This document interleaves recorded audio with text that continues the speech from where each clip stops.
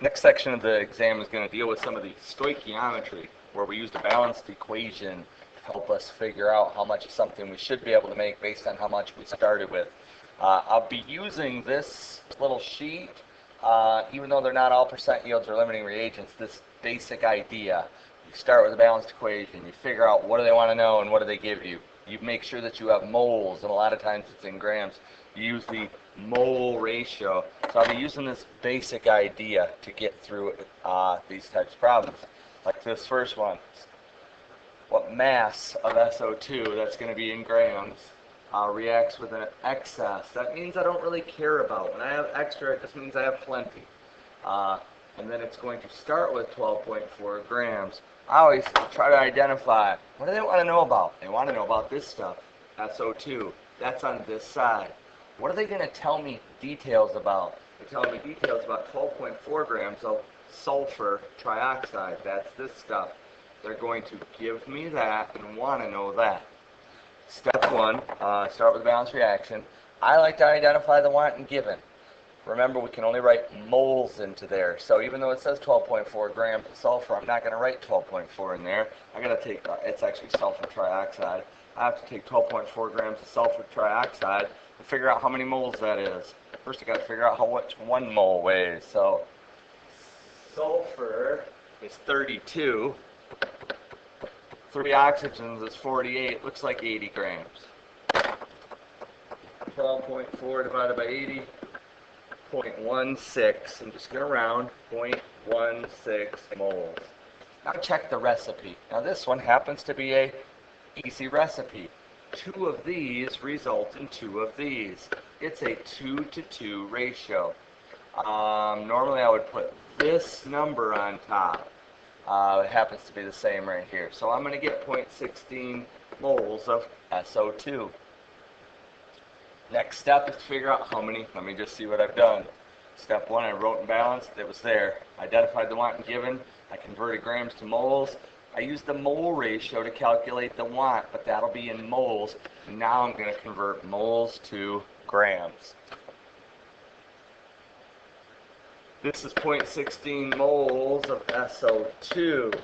I have to figure out what 1 mole of SO2 weighs. Well, that's 32 plus,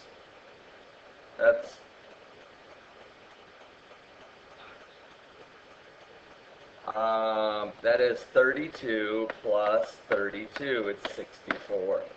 This number I left in the calculator, even though I rounded, times 64, gives me my best answer, 9.9 grams. The next one, it's going to be similar, except what I'm going to see is instead of us giving me grams and asking about grams, it's going to give me all kinds of information about the gas that's going to be used. I'm still going to follow these same basic ideas, though there will be a little bit. I got to start with the balanced equation. It's there. I got to identify the want and the given. Let me start reading. Suppose the fuel tank contains 150 liters. This is not a stoichiometry at all. We don't even need a balanced reaction.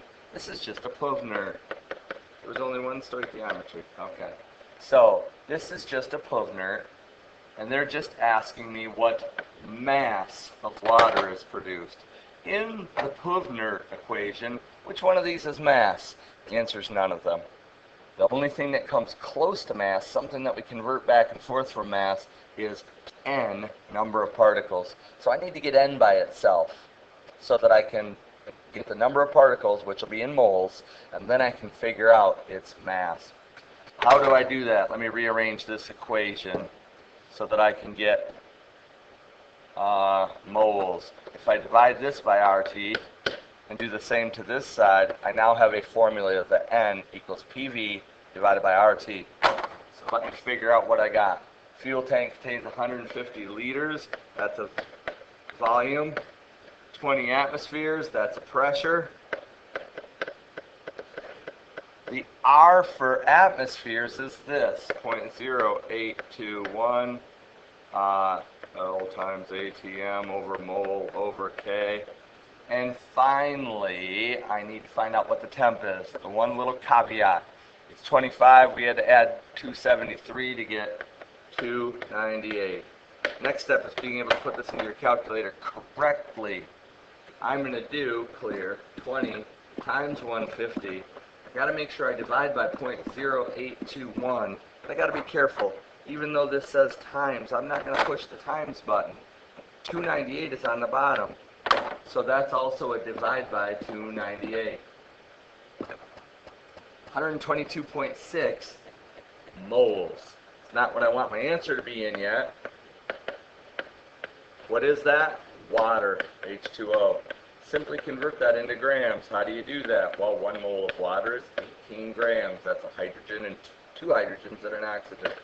That same number I had in my calculator, which I didn't clear, times 18 equals. Answer, 2207 grams. On to the next side. This next side is not stoichiometry either. Numbers 7 and 8 have to do with this stuff, molarity. This idea of molarity and moles and liters. I'm going to take this round little buddy and just put it over on my paper to get this next two completed. So, I'm going to remind myself that big M, which is molarity, moles per liter, is moles per liter. Moles of solute versus liters of solution. Okay, what do they want to know on this? They gave me a certain amount of stuff, they gave me some requirements. They want to know the molarity. Well, molarity is simply the moles divided by the liters. I can see the liters. It's right over here. I got to have something on top divided by 1.5 or 1.50 liters. What I don't know yet is the moles. I have grams, 175 grams of CuSO4. I have to figure out what 1 mole of SO4, 4 oxygens is 64, and S is 32. A copper is 63.5.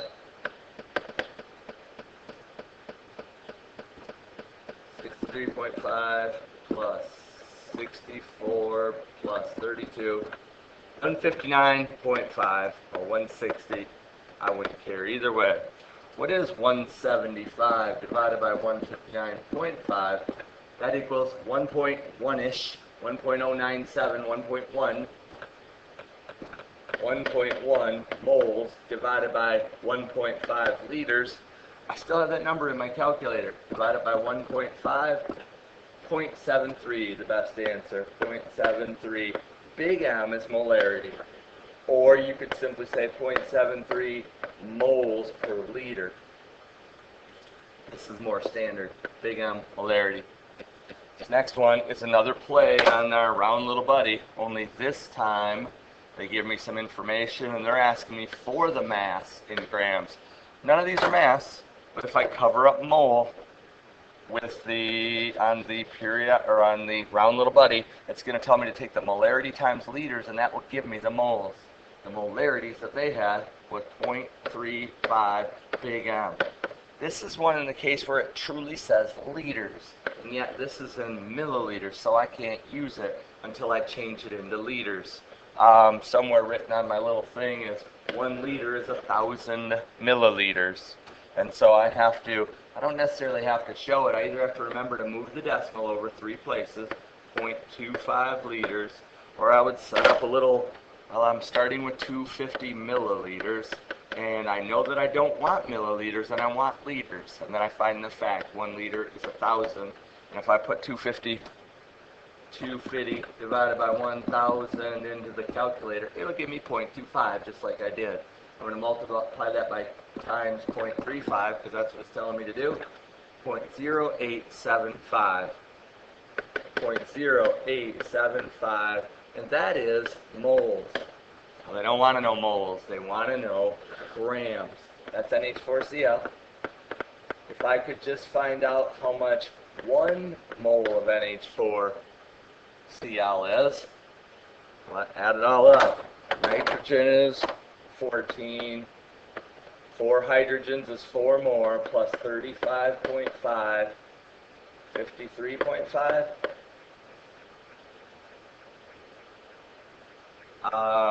This number, it's still in my calculator. Oops, it was. times 53.5 equals 4.7-ish. 4.7